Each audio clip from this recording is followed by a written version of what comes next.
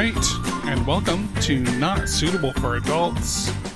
It's a podcast where we're going to talk about kids' movies and TV shows and tell you whether we like them or not. Mm-hmm. And I'm Rich. I'm Natalie. There it is.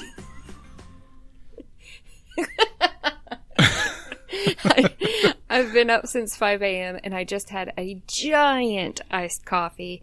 So we're going to see what this energy is. Just see what happens. Let's just roll with it. We're just going to go with the flow and see what comes out. So this week, Natalie and I, we're doing a showdown.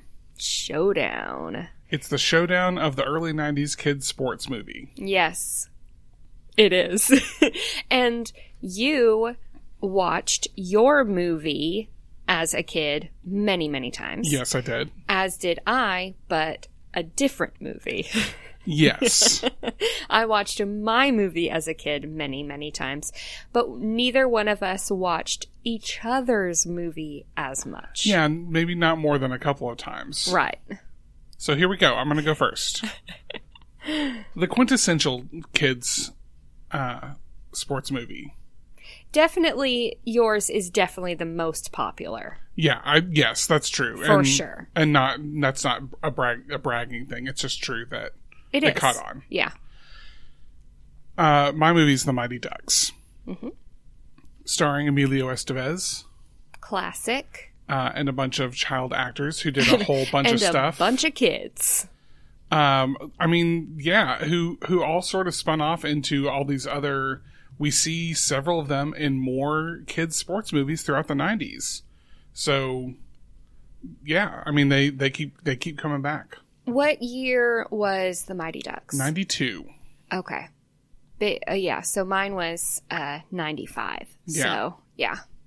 And we'll talk about even maybe some connective tissue between our two movies, too, because there's a third movie that I think we both watched an equal amount of times that's in the middle that came in between them that kind of connects them from an actor perspective. Well, we'll talk about that later. Yes, let's go for yours first. Okay, so The Mighty Ducks. In The Mighty Ducks, we follow the story of Gordon Bombay, played by Emilio Estevez, who I feel like that's a terrible name.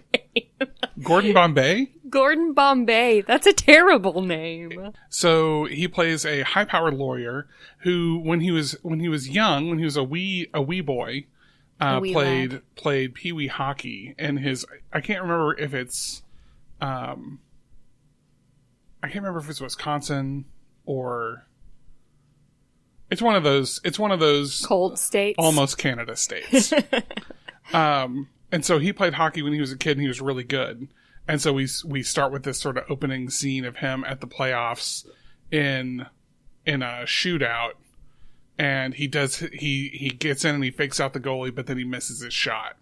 And his coach is like, "Now if you miss this shot, you're not just letting me down, you're letting your whole team down." Oh, no. And it's sort of the standard like bad coach thing that has always existed. But So he misses the shot. He's very disappointed. And then we see grown-up Gordon Bombay, and he's a lawyer now. Did he grow up with the nickname Bumbling Bombay? No, he didn't. Oh, that was a miss there. They missed that one. So he's a sort of sleazy lawyer, and so he's this guy that'll do anything. He'll pull out any trick to win. Mm-hmm. And he learned that from his bad coach. And so, because they talk about that several times, they're like, it's not worth winning if you can't win big. It's not worth playing if you can't win.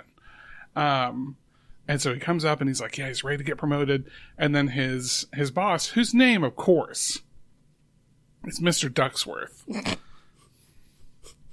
Because Bombay wasn't. Because we need some reason to name the team the Ducks later. Oh. They can't just be the very good reasons that Gordon Bombay gives later on. He gives great reasons why ducks are a good mascot. I'm not being facetious. He really does. So he goes up and he's like, "Hey, Mr. Ducksworth, yeah, I did a great job today, huh?" And he's like, "Listen, Gordon, you're kind of a dirty player." And this is kind of a weird thing. The guy who plays Mr. Ducksworth, I don't think he's the same guy, but he reminds me of the toy shop owner from Home Alone 2. He's one of those like kindly looking older men. Right. And so he's like, Gordon, you've got to learn how to play nice, how to be a team player. And Gordon's like, yeah, okay, fine, whatever. And he leaves, he gets drunk, he gets in his car, and immediately gets pulled over by the police. And Mr. Ducksworth comes in again. He's like, Gordon, here's the thing. I talked to the judge. There's not going to be a trial. You're going to do 500 hours of community service, and you're on paid leave from the law firm. And he's like, what? No, my job. And he's like, I can't believe they did that to me. He's like, no, I did that to you. I'm suspending you because you need to unwind. You need to step away for a little bit. And so his community service job is to be the coach of a peewee hockey team, which is bonkers to me. Like, I feel like usually when you get community, like you think of, I'm required to now do community service. Like you're going to go pick up trash, or you're going to work at a shelter, or you're going to work at a soup kitchen. But they put him in charge of children. This is a guy who just got pulled over for a DUI. I know where he's needed. Yeah. So he goes out and he sees the D5, the District 5 Pee-wee hockey team that doesn't have a name. They're just D5. And they're real bad. They're playing on like a frozen little pond, and they're bad hockey players. And so he comes up, he's like, man, they're really, really terrible. And they're like, yeah, we know. Yeah, and so it sort of kicks off. So he goes through these several phases of being a bad coach for a little bit. He shows up to their first game and he just sort of yells at them and tells them to do better, and they don't know how to do better. And so then he goes, well, they're not going to win. And so he teaches them how to cheat. Bombay looks up in the stands and he sees this old man. Uh-oh. And we find out that it's the ghost of his dead father. And we find out that it's the sports equipment store owner, Hans, who is like the guy who was his mentor when he was a kid. And so not the bad coach. No, I thought you were going to say, listen, I have not seen this movie in so long. I don't even remember any of the things you're saying. So it's worth mentioning that their first game is against that team. Their first game is against the Hawks. Right. And it's still coached by the same bad coach. Yeah. And they meet before the game starts, and he's like, hey, what are you doing here? You come to see your old coach? He's like, no, I have to coach the D5 team. And he's like, oh, well, okay, good luck. You're going to need it. Like they have this sort of moment. And the guy even kind of rubs it in his face. Inside the hockey rink, they have like the banners of all like the Pee-wee champions through the years. And it's always the Hawks. It's Hawks. And then there's one where it says Hawks second place in like 1973. And we're supposed to realize that's the year that Bombay messed it up. And so they're finishing up their talk, and they look over, and the bad coach goes, oh, man, I wish they'd take that one down, don't you? And it gets inside Bombay's head. And that's what gets him to like try and do coaching the way he was taught to coach by this guy, to be like not a good coach. So anyway, He meets with Hans, and Hans is the, like I said, he's the sports store owner, and he was always there. Apparently when Gordon was a kid, he was always in there hanging out, and he had like a job sharpening skates over the summer or something like that. And so they talk about it, and he's like, this isn't how you were taught to do it. He's like, you had natural talent. You were a great skater, and you were a good hockey player, and you like to have fun. And that's all these kids want. They just want to have fun. And so, why don't you just teach them to have fun? And he said, you could, when you were on the ice, you were flying. You should teach them to fly. And this is the first time we get sort of the duck idea. And so he goes around and he apologizes to the team individually. We get the impression he did that. We only see him go to Charlie's house. He goes to Charlie's house, and his mom is there, and his mom is like, we don't have anything to say to you. And he's like, no, I'm here to say I'm sorry to both of you. Because he had like a run-in with Charlie's mom too. And there's like a little romantic spark there. Sure. As there has to be. Classic. So he apologizes to Charlie and he invites him. He's like, can we please? He's like, let's start over. Let's have some fun. And so he brings him back and he starts really teaching him how to play hockey. And they start getting good. And he goes back to Mr. Ducksworth. And he's like, I'm really just here to check in. I know. Just amazed that's the name. And so there's this cool moment where he's like, listen, I really want to take this seriously. But these kids, it's hard for them because they're from a poorer part of town and they can afford good stuff. He's like, they need pads and they need jerseys and they need all this stuff. And the guy's like, so you want me to donate to the team? He's like, well, yeah, I do. He goes, well, how much is it going to cost? $15,000 to get them all pads and all sticks and all skates and then to order jerseys. It's going to cost thousands of dollars. Is that realistic? Do you know? It feels about right because he talks about he needs money to rent the indoor rink because they're practicing at the outdoor rink. So he's like, I don't know, and he's like, I'll get you your own jersey with your name on it, and then that's what convinces Mr. Ducksworth to do it. I wish they had done something where his last name wasn't Ducksworth. Like I wish they had done like an NCIS thing where his last name was Mallard. And people called him Duck or Ducky or something like that. And then, I wish they had, it wasn't so blatantly Mr. Ducksworth. Yeah. That seems a little lazy to me. So yeah, I agree. It's cheesy. So they unbox the jerseys and they're like, and the kids are like, the Ducks, boo, because all the other teams are like the Eagles and the Hawks and like, quote, cool birds. They don't say that, but I did notice that I think all the other teams that we see their names are birds. Come to think of it, like more of like birds of prey, kind of. Well, there's one. I mean, the thing is, there's another team that's like the Cardinals. So that's not. That's they're not still cool. a cool bird. They are, but ducks are cool birds. So well, give me the reasons why Bombay said they were cool birds. Here's what it is. He goes, the kids are like, boo ducks, boo birds, boo ducks. And he goes, ducks are. He said ducks are some of the most intelligent birds in the animal kingdom. He goes, have you ever seen ducks flying in perfect formation? It's beautiful. They have grace and they support each other and when they're flying in formation. Is that ducks or geese? Well, geese, pretty much all birds do it, but his point is ducks. And he goes, you ever seen an animal fight a duck? And he goes, nope, you haven't. And he goes, you know why? Because the animals know. If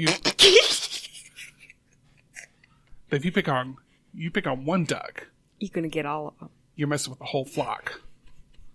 Is that true? I don't know. Did you not look up these reasons? Of course not, Natalie. I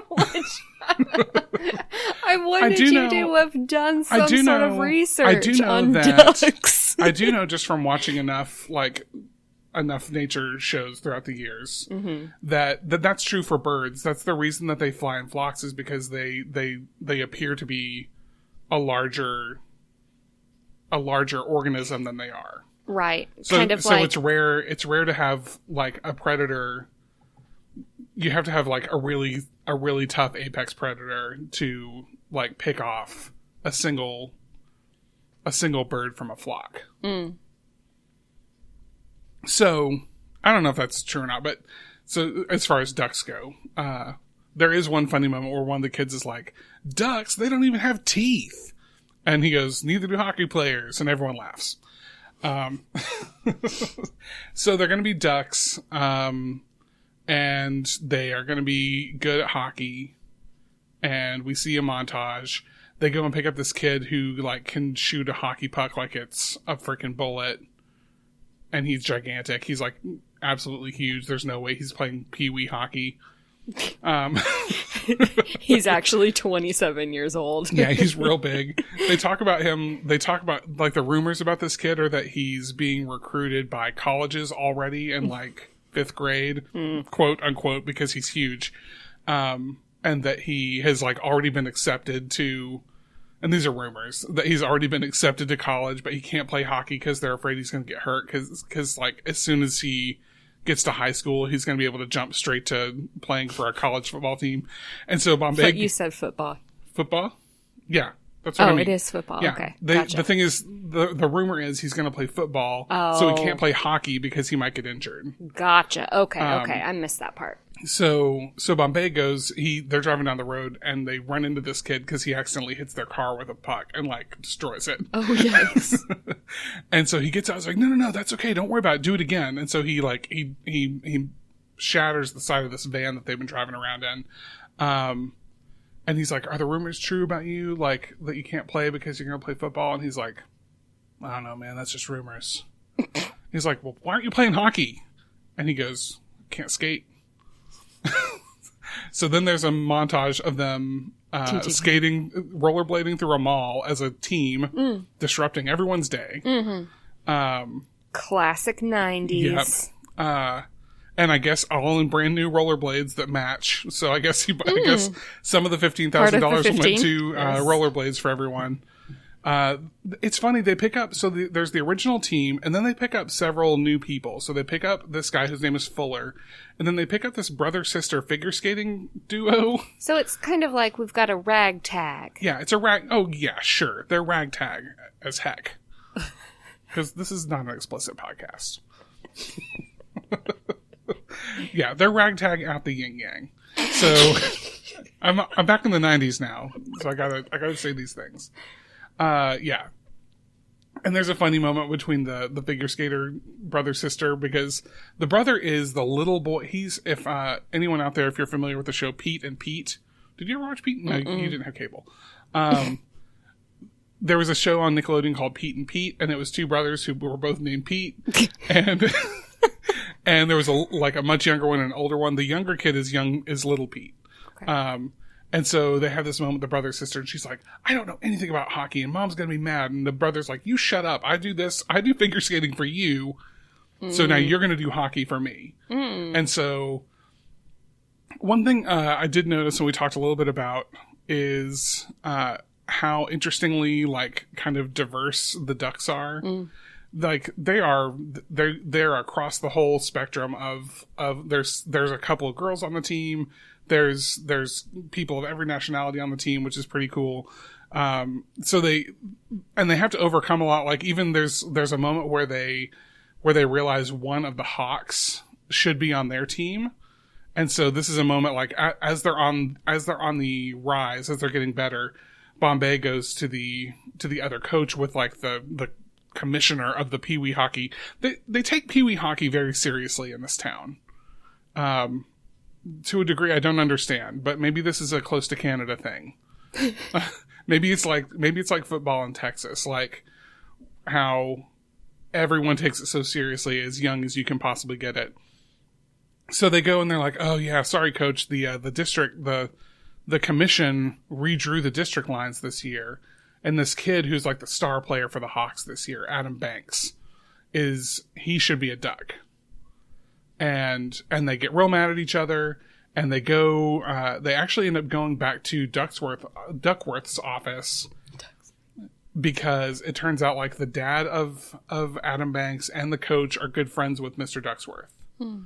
And he's like, listen, Gordon, I think we can work this out. He's like, we've worked a thing out with the commissioner where Adam can keep playing for the Hawks, and the next year they're going to reverse the district lines, and all you have to do is withdraw your, like, let's just end this amicably, just withdraw your complaint. And if you withdraw your complaint, everything gets fixed and everything goes away. And Gordon goes, no. And Mr. Ducksworth comes over to him. And this is a weird turn, because at the beginning, Mr. Ducksworth was all like, you need to learn fair play, my boy. And, like, let's get you to be, like, morally upstanding. And then he comes over and he's like, listen, here's the thing, Gordon. If you don't do this, you're going to be fired. And he goes, are you prepared to lose your job over some kids and a game? And Gordon goes, well, Mr. Ducksworth, are you willing to fire me over some kids and a game? And he goes, clean out your office. So Gordon's fired. Everyone's very morally upstanding. Yeah. They've swapped roles at this point. Yeah. So Gordon's like, fine. And he's leaving. He's like, Adam better be at practice. If he's going to play hockey, we better see him at practice for the Ducks. He storms out of there. And so Adam shows up, and he's like a nice kid. He just wants to play hockey. Like, we saw him earlier kind of being a jerk with the other Hawks, but we sort of find out like he just wants to be on a team. And so he's a good kid.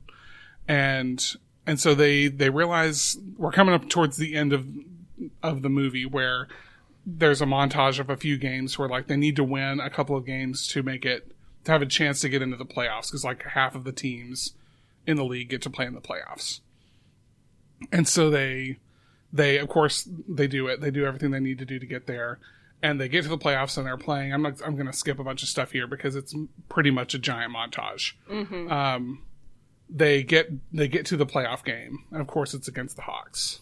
Of course. And there's a bunch of moments where we see bad coach telling the kids like to take out to knock players out. Like he has Adam Banks. They go and they knock him out, and he gets taken out in a gurney. They like actually injure this kid. And by the way, this was the most galling thing in this whole movie to me. These two things. One, that the coach is like, yeah, go break that kid's collarbone, because that's what it looks like happens. And two, the dad. So Adam plays for the Ducks now. Banks. He plays for the Ducks now. The dad is in the stands, sitting with the Hawks fans, wearing a Hawks jacket. Rude. And, like, they're all standing up and clapping, and he's just sitting there like, ugh. And, like, you could have bought... There's Ducks merch on the Ducks side. The Ducks fans have Ducks merch. So you could be over there cheering for the Ducks. Yeah. And your son, who's doing a great job in this game, but instead you drove him here, ostensibly. You drove him here, him wearing a Ducks jersey, and you wearing Hawks stuff. And you're going to sit there in the stands and watch him while wearing Hawks stuff, sitting with the Hawks fans. Yeah. And so Adam gets hurt. The dad comes down and he takes him out. And they're like, oh, we should take the kids. Like, we ought to hurt them back. And he's like, no, we're just going to win. This is Gordon. We're going to win. That's how we're going to hurt them. And so they start doing some trick plays because it's kids. But trick plays like legal.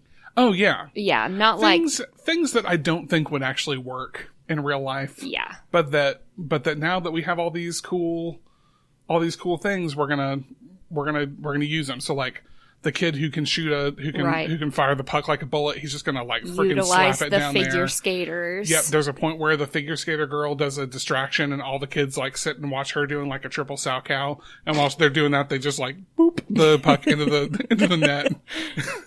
And then of course, the famous flying V. Mm. Which is a trick, like a whole trick play that really isn't a trick. It's just like a defensive formation, but I can't imagine it really working, but it looks really cool. Yeah. And from that moment on, like I feel like this started a thing where every sort of kids sports movie needed something similar down the line. Like they needed like a custom play that was their thing. I don't know. So anyway, long story short, coming up to the end of the movie, right at the last second, Charlie, the team captain kid, who Gordon likes his mom, Charlie gets like fouled right at the last second. He draws a penalty right at the last second, and they're tied, and he's going to have to do a penalty shot, and it's basically a mirror of Gordon from the very beginning. Mm.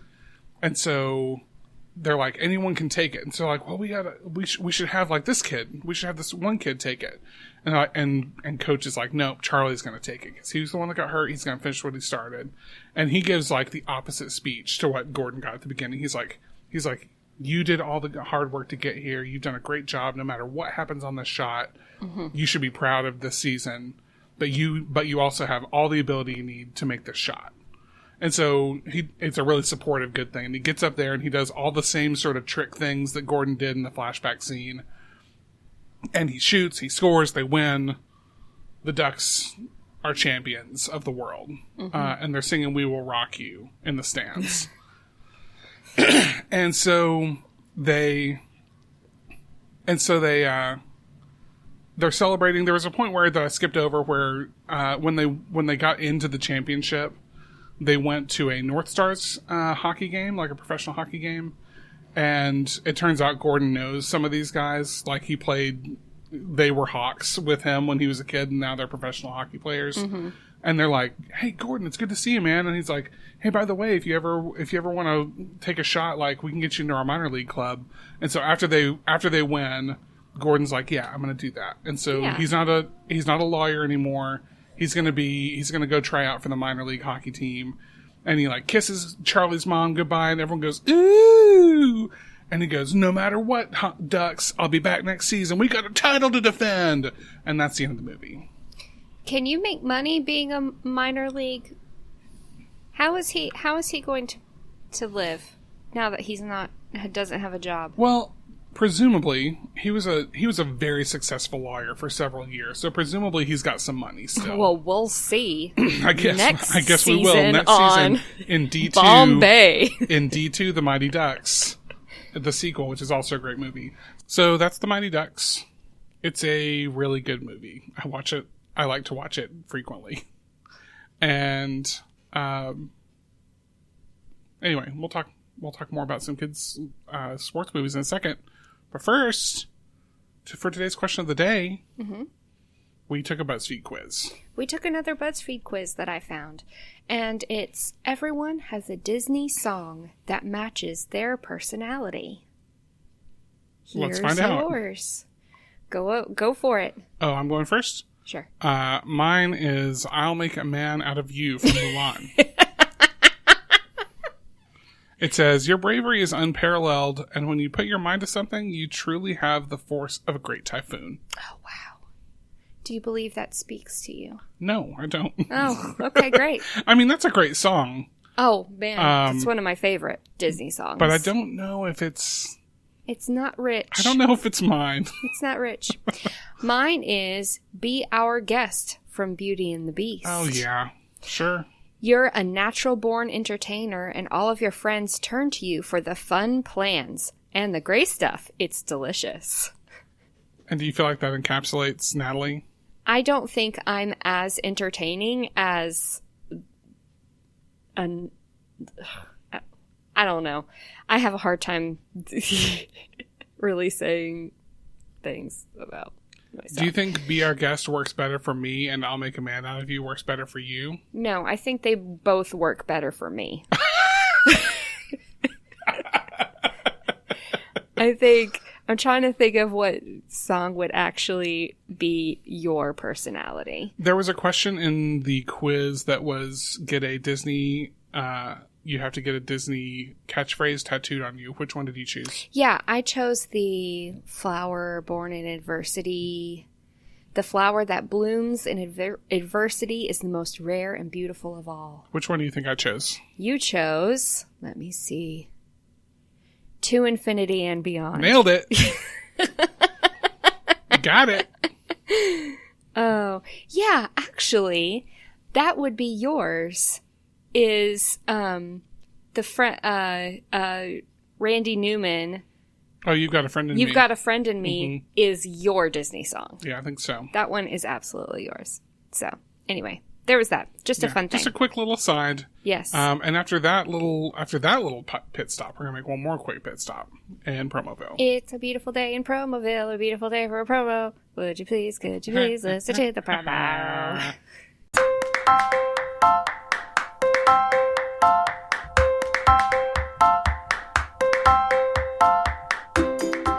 I am Leighton. And I am Christy. And this is Cheers to Parenting, a couple's guide to parenthood. On this bi-monthly podcast, we'll pull a topic from our parenting tip jar and then discuss. Using parenting skills we've learned over the years of parenting our 3 children. Which combined gives us 60-plus years experience with the good, bad, and ugly of parenthood. Perfect kids? Nope. Expert parenting? Absolutely not. But it's worked for us. Give us a listen at anchor.fm/cheers to parenting pod. Advice from birth until you get them off your payroll.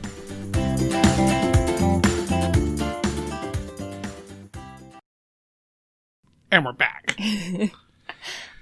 So when did you say the Mighty Ducks was? 1992. Oh, wow. That really confused me when you said it that way.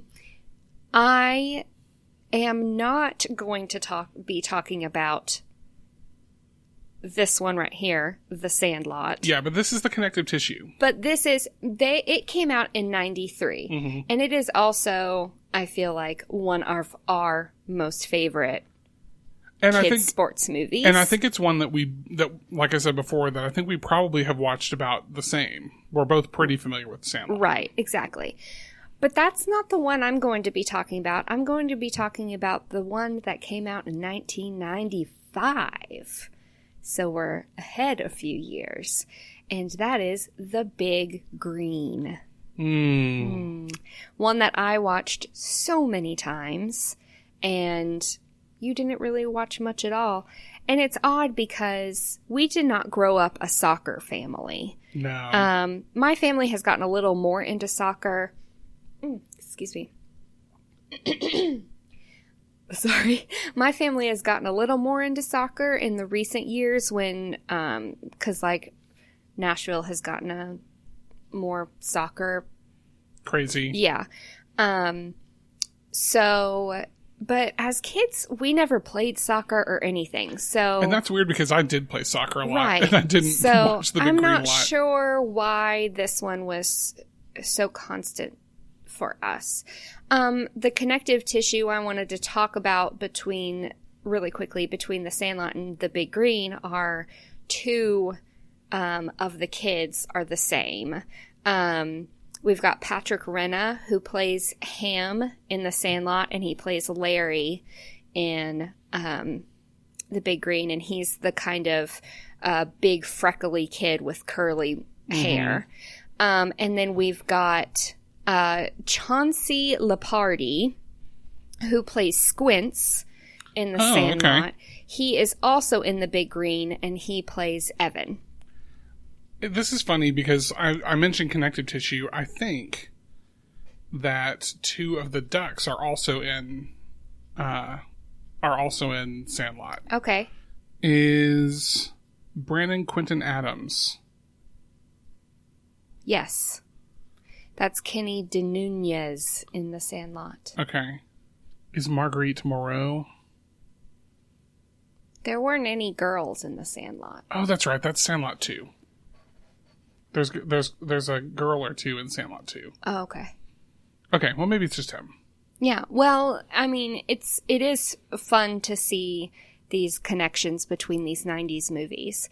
And their characters. The other one that was not in one of those sports movies that is in The Big Green is, I'm sorry, I had him right here, Bug Hall. Mm-hmm. And Bug Hall plays in Honey, We Shrunk Ourselves. Oh, okay. He plays Adam. Oh, yeah. So, wait. Is Bug Hall in The Mighty Ducks? I had a moment where I thought that might have been him. I'm not gonna bother with it. I don't think it's him. I think he'd be too young. Okay. But that could have been young Gordon in the flashback. I'll look it up while you're talking. Okay. Well, you can kind of edit this to make it a little more seamless as we're talking about this, or you can leave it exactly the way it is. No, he's not in there. Okay. All right. So, The Big Green. We are set in a small town in Texas called Elma, E-L-M-A, Texas. And I looked it up. There is not an actual Elma, Texas. There is a Alma, A-L-M-A, Texas. But Elma is a fictional place. The first thing we come across is, and it's one of my favorite scenes in this whole movie. And it's the very first thing. So we see a few boys out in the middle of this field, and they dump a bunch of Cheetos on themselves and lay down in the grass and be really still so that the birds come and peck off the Cheetos. And so they're covered in birds. And driving by is this woman who freaks out, grabs a water hose, and just like starts spraying the birds away because she's thinking these birds are attacking these boys. And I don't know why I've always thought that's just such a... For me, it just has always stuck in my mind. These boys laying in the grass with Cheetos covering them. That woman turns out to be their new teacher, and she is from England. They have a tiny, like, one-room school in Elma, and they have the worst test scores in the state. They also, as another connection between these 90s sports films, is a very diverse group of kids, very ragtag.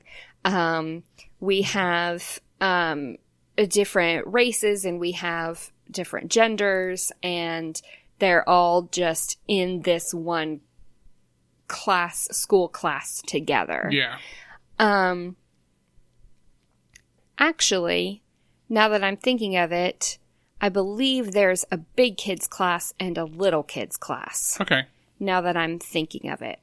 And she's teaching the big kids class. Someone just revved up their truck.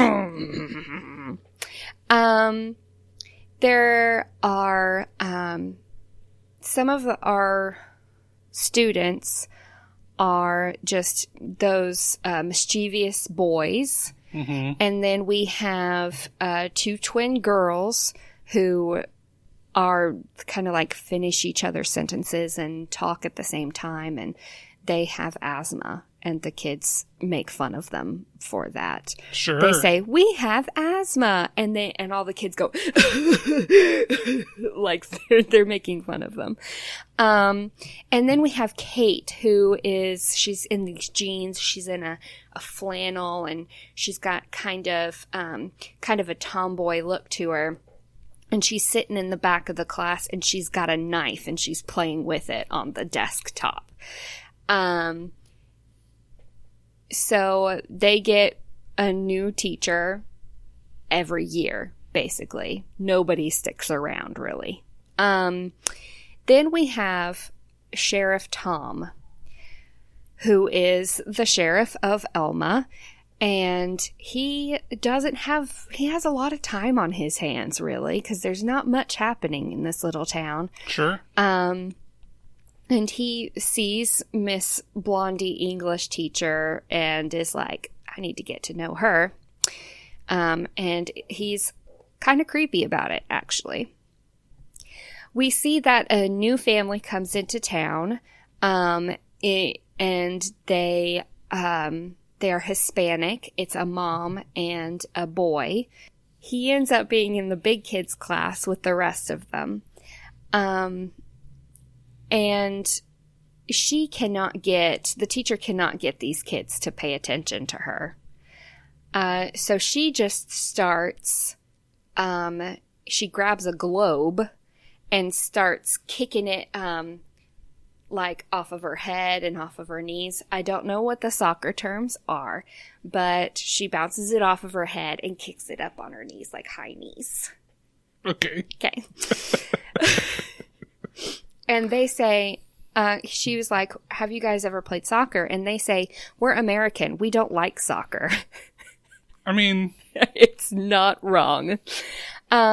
So she pretty much just goes, okay, well, you guys are going to learn how to play, and I'm signing you up for the league. To be clear, I'm not saying that Americans shouldn't like soccer. And I think now Americans love soccer much more than they did in the early 90s. Yes, in the 90s, Americans weren't as into soccer as they are now, just because it was more of a European sport. Yeah.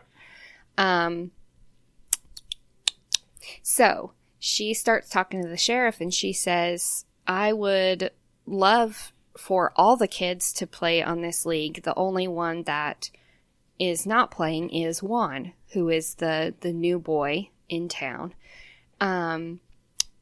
We find out that Juan really does want to play soccer, but his mom says there's no reason to make friends because you're just going to be sad when we leave. So you get from that they are very mobile.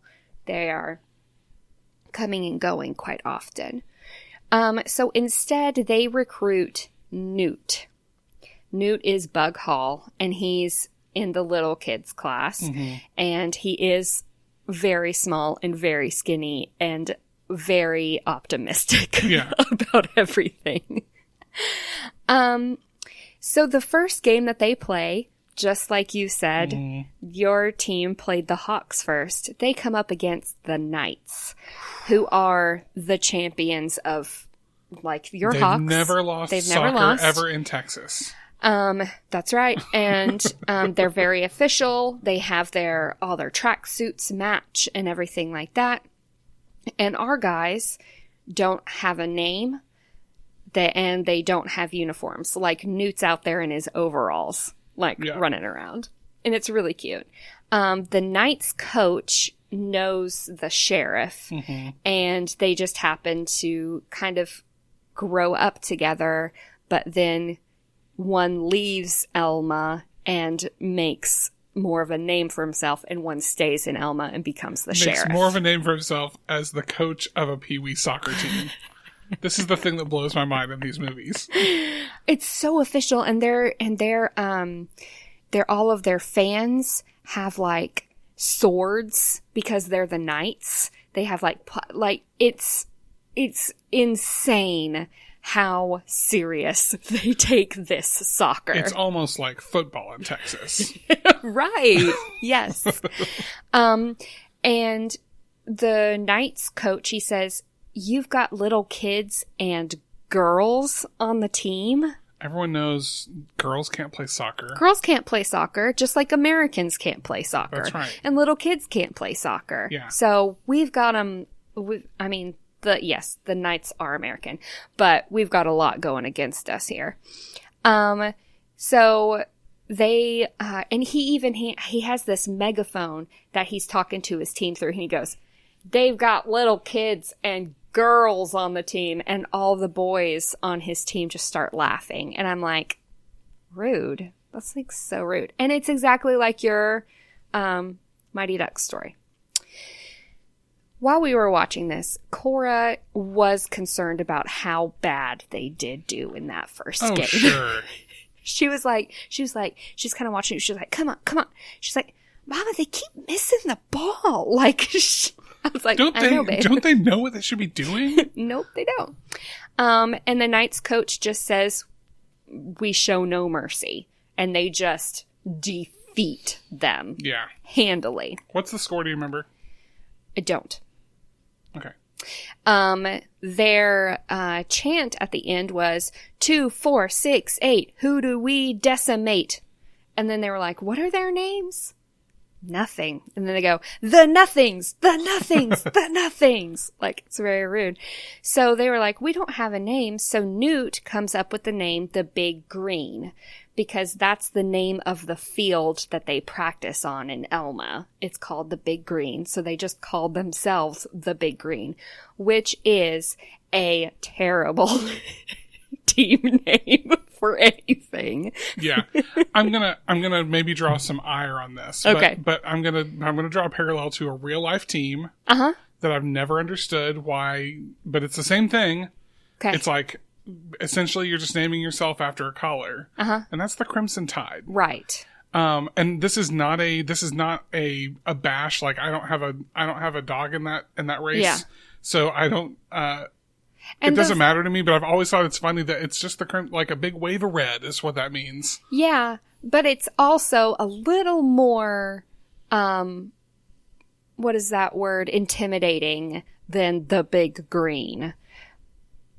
No, I agree. I'm just saying. Isn't that the name of the wall in at the Boston, the Red Sox? No, that's the Green Monster. The Green Monster. See, even that would have been better. So the teacher, starts getting them in shape and starts teaching them soccer.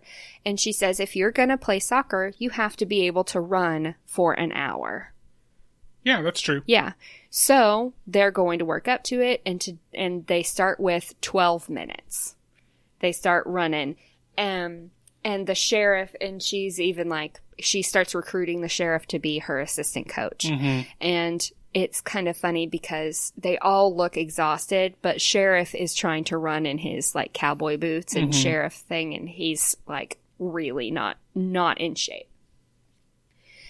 Then they start talking to Juan and saying, why aren't you? And they were probably like, he doesn't even know what soccer.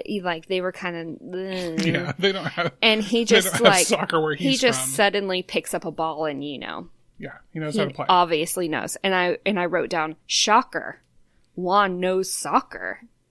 Ha, it rhymes. I didn't mean for that to happen, but it did because I'm a natural born entertainer.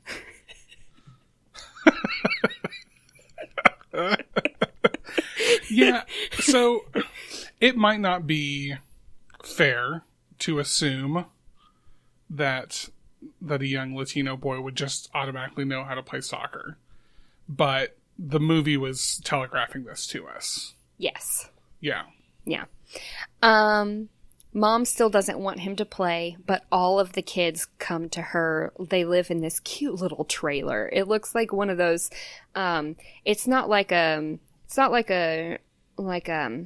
trashy kind of place. It's like really cute. It's kind of blue. It's kind of trailer. Sure. I mean, it's cute.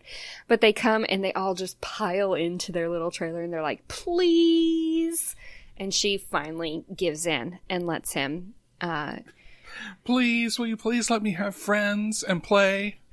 Actually, Mother? he's sitting and all the other kids are saying please to her. Oh, yeah. To let him play with them. I gotcha. So they're going, please, and they all say it together. Please. Like that. It's, if you know The Big Green, you know what I'm talking about. Then you know the scene. You know the scene.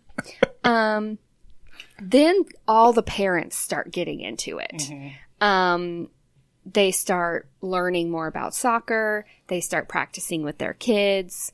There's a point in the movie where it starts to rain and all the parents and kids are trying to get the soccer ball from each other, and it all turns into mud and it becomes adorable. Yeah.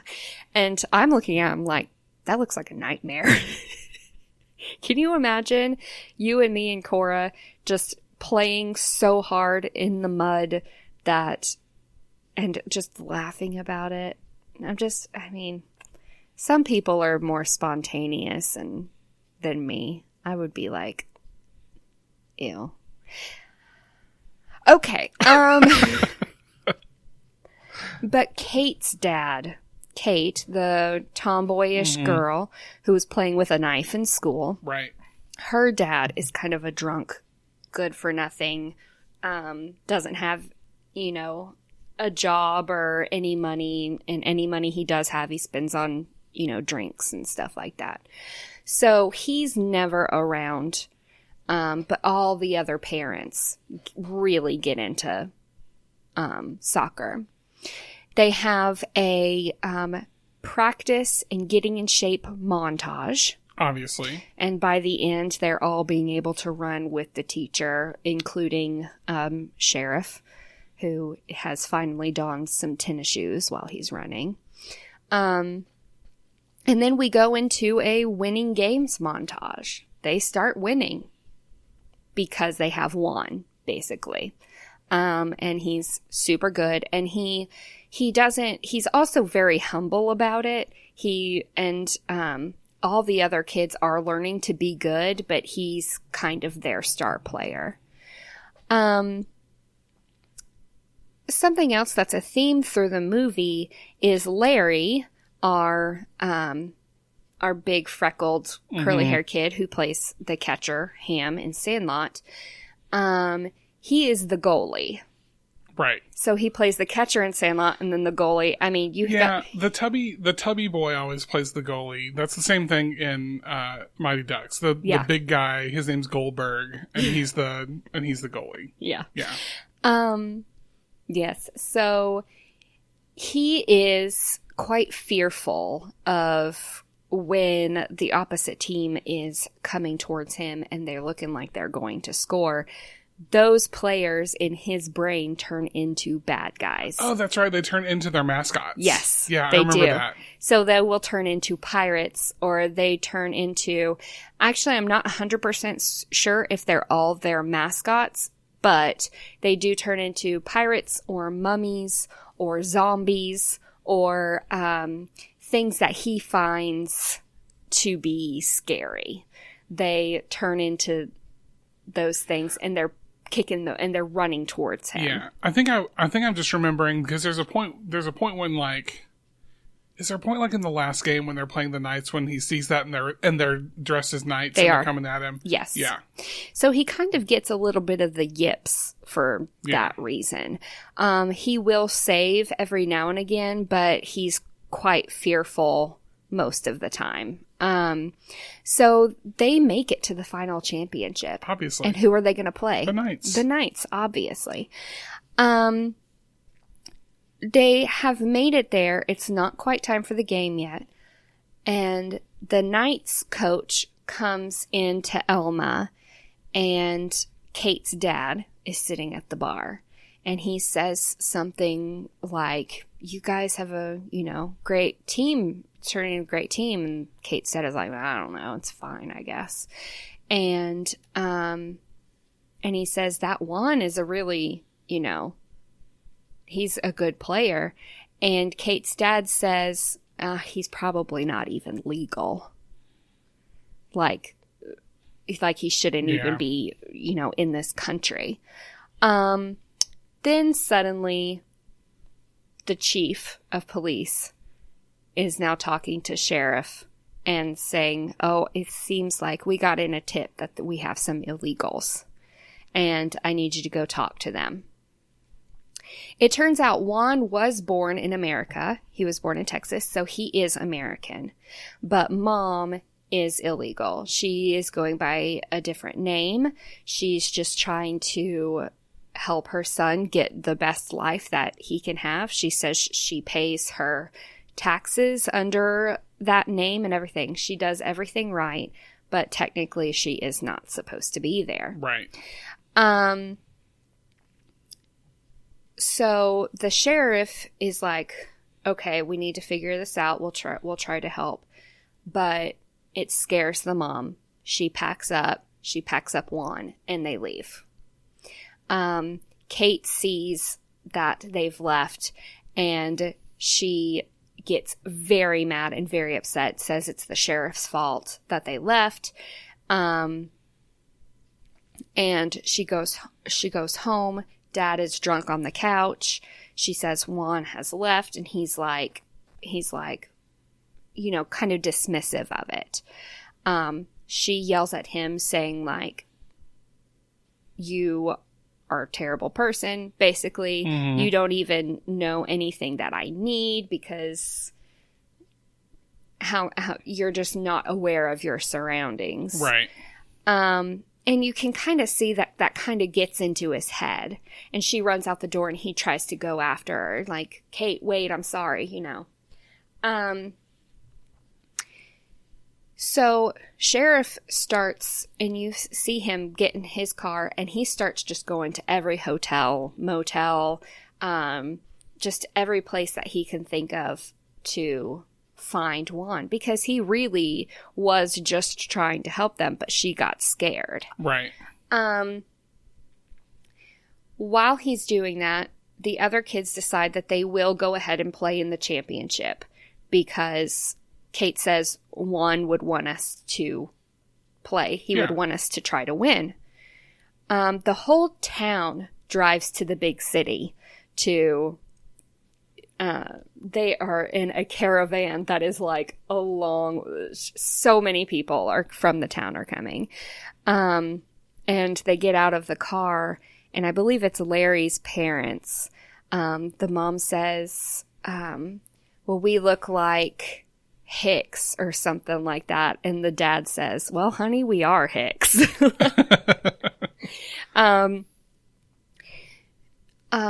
Okay, so we're at the championship game.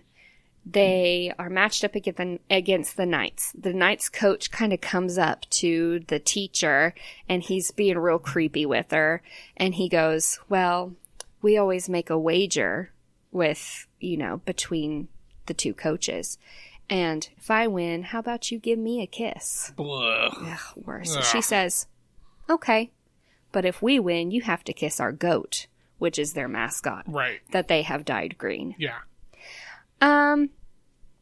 They're in the middle of the game. Drunk dad shows up at the game, but he's sober.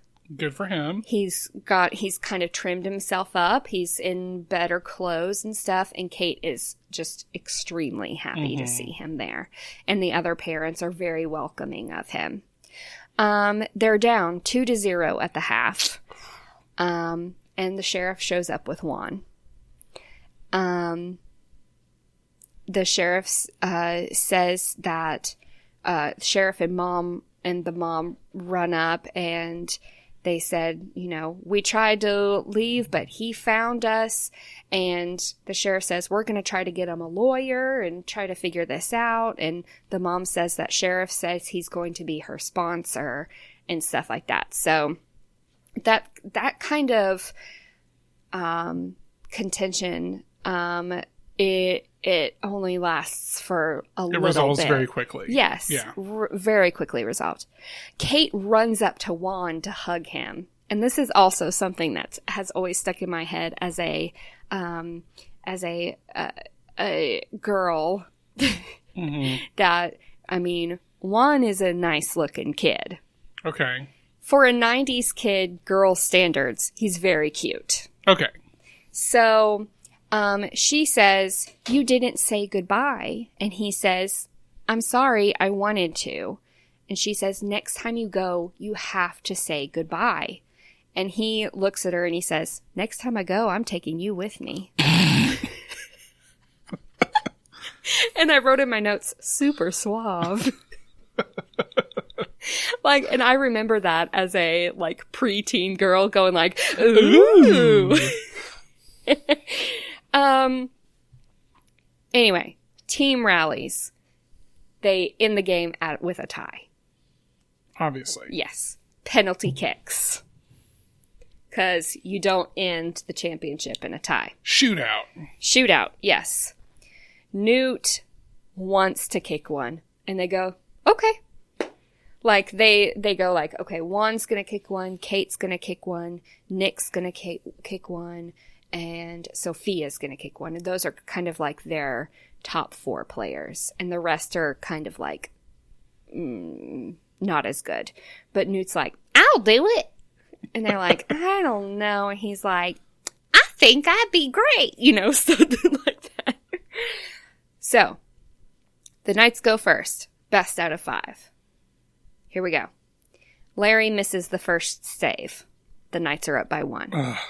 Juan scores. They're tied. That was close. Larry misses the second save. Knights are up by 1. Come on, Larry. Kate scores. They're tied. Larry misses the third save. Larry! Knights up by 1. Sophia scores. They're tied. I'm on the edge of my seat. Larry saves. They're tied. Nick misses his kick from the big green. Nick! They're still tied. Ugh. Here we go. Larry goes up against the Knights' star player. Their best guy. And this is the Knights coach's kid. So they call him Junior. Obviously. And he's, he looks like a mean, bratty person. Larry sees an actual knight coming up against him. He turns, so what teacher coach has said to him is, here's what you do. You become the nightmare.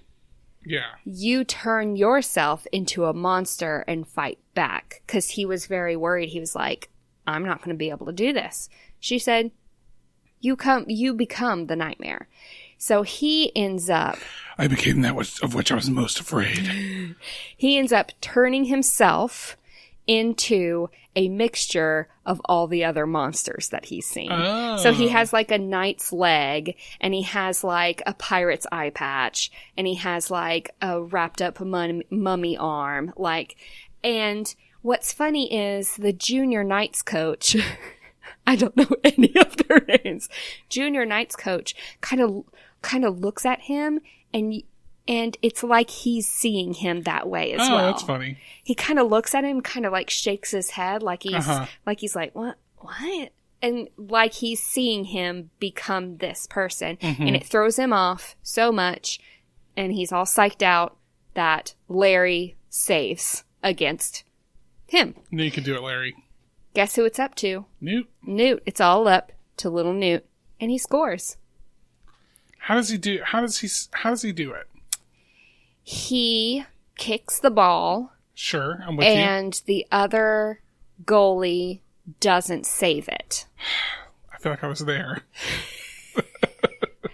Really? And I mean, that's just about it. So it's not like a dramatic. No, I mean, like it is dramatic. He doesn't do a cool trick or something. He doesn't do a cool trick. He does, kind of for a second pretend he's a goat.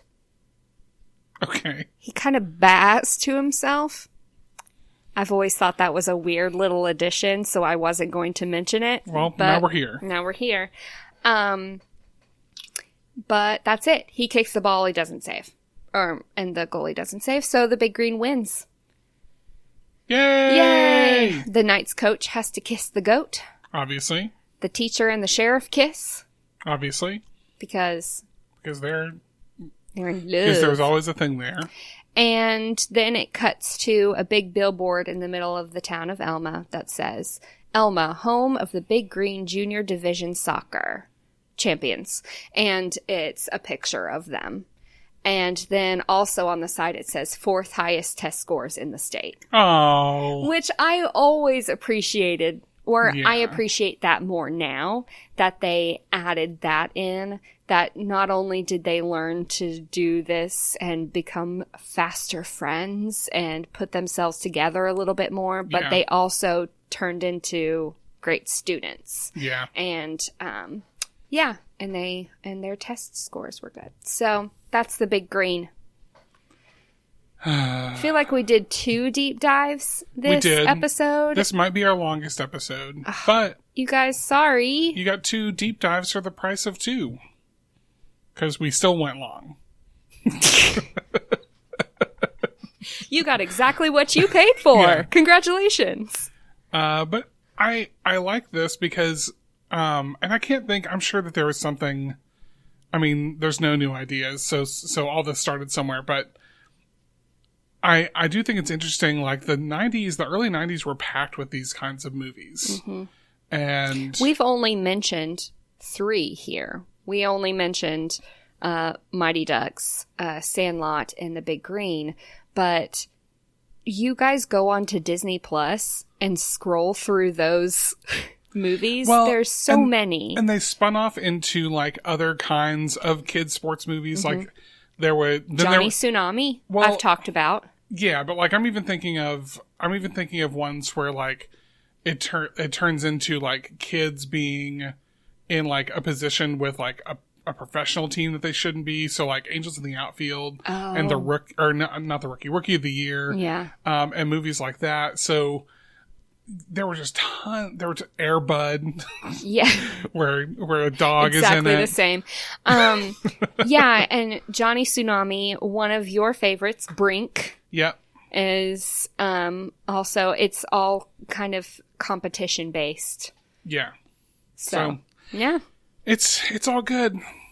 It's all good stuff. I love the Mighty Ducks. I know, and you know what? I've always just been okay with it. I think does the Mighty Ducks hold up now as an adult? I think so. The Big Green, for what it is. The Big Green does not hold up as well. Oh, okay. You just notice more as far as like acting and storyline and stuff like that. There's not a ton of fantastic acting in the Mighty Ducks, but you've it's got not Emilio. Bad. Yeah, you got Emilio. You never go wrong. That's what they say. You can't go wrong with Emilio. It's an amazing slogan that he should have. Emilio 2020. You can't go wrong with Emilio. That's right. Anyway, you should watch these movies. Go watch them now. This has been Not Suitable for Adults, and we want to invite you to reach out to us on social media or via email. We can be found in all those places at Not For Adults Cast, NOT for Adults Cast, and we do love your feedback, and so we encourage you to find this episode if you're listening on iTunes or some other sort of pod getter that gives you the ability to review or rate. Please do that, and we love to hear your feedback.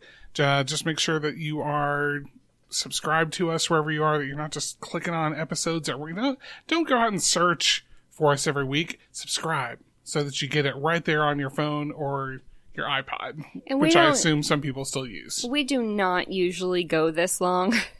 We don't usually do 2 deep dives in a row, but we just felt like this was the 90s. Showdown. This was the 90s sports show showdown. Yeah. 90s sports kids movie showdown. We're working on the name. We're working on the name. Yeah, you should watch these movies, but you don't have to. You can get on to. I know, I almost did it again. I wasn't actually trying to do it. I was just going to say you can watch whatever you want. Then I realized that's the way that we close. That wasn't what I was trying to do. I don't know. How many times do you mess it up every single time? Recently, much more. I don't know why it is, but in the last couple of weeks, I've messed up a lot more. Okay, go for it. Try again. You may go on to any of these streaming services. We encourage you to watch the movies that we just watched and think about what we said, and then think if you see something different. Mm-hmm. But just don't forget that you're the boss. So watch whatever you want. Okay, bye. Bye.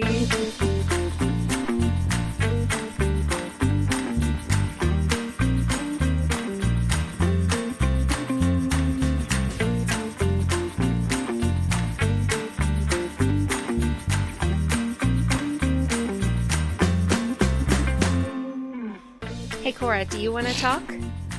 Do you want to say something? Come here. But I don't want to say anything. Do you want to talk about a show that you're watching? Hey, Talk right here. I'm watching Ryan. Ryan. Watching Ryan. I can't believe it. What do you like about Ryan? His twin sisters, His twin sisters, what are their names? Emma and Kate. Oh. What do they do on Ryan? They're playing. They play? They sometimes are big and sometimes little. Oh, yeah, because you watch them out of order, so sometimes they're big and sometimes they're little. Yeah. What is your favorite thing that Ryan and his twin sisters do? Play hide and seek. Play hide and seek? When they're big. Oh, play hide and seek when they're big. Well, cool. Thank you for joining us on our podcast today. I want to talk about SpongeBob now. Okay, go ahead. I don't want to. Okay. All right. I want to talk about a video of Ryan again. Okay, go ahead. This is called Ryan and his twin sisters are always little and big. So then they'll grow a little bit and then they're going to be big girls and play games and play a lot of stuff. And that's all. All right. Well, thank you. Bye-bye. Bye. Bye-bye.